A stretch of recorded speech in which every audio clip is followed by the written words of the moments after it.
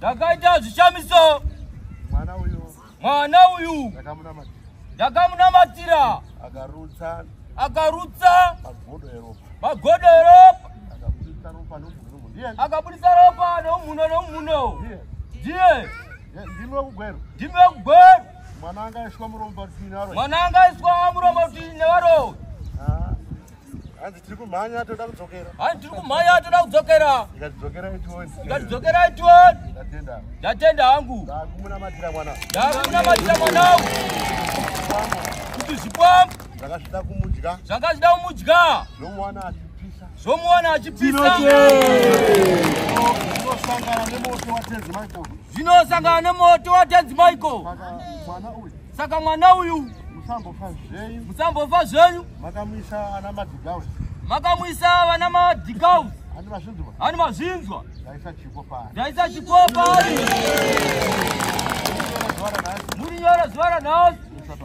Moisa pakarenda. Kufara kwanga achiti. Babati wona ngirozi iri kufara.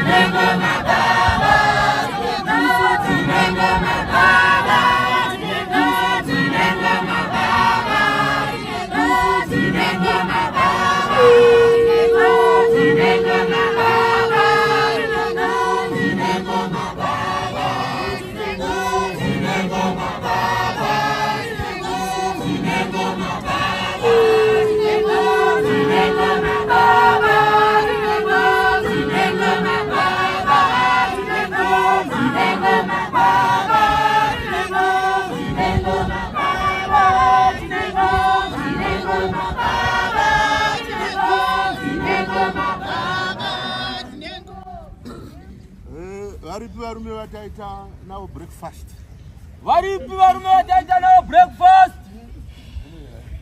Zvinoera izvo. Kuita breakfast nevatungamiriri. Tichidya breakfast. Ndati vana baba mvura iri kuuya yakawanda. Mandidzwawo. Saka kune vamwe vanga vachiti ko. Zvinotanga zvopera nguva. Saka vari kupi? Ndikati tenzi Michael anotinzwira nyasha. Mandidzwawo. Saka tabva pano tikatopinda muchikomo chaMichael. tikati baba twezoti nyika inoda mvura asi nhasi ndo zuva renyu ramakataura kuti nyika irarame.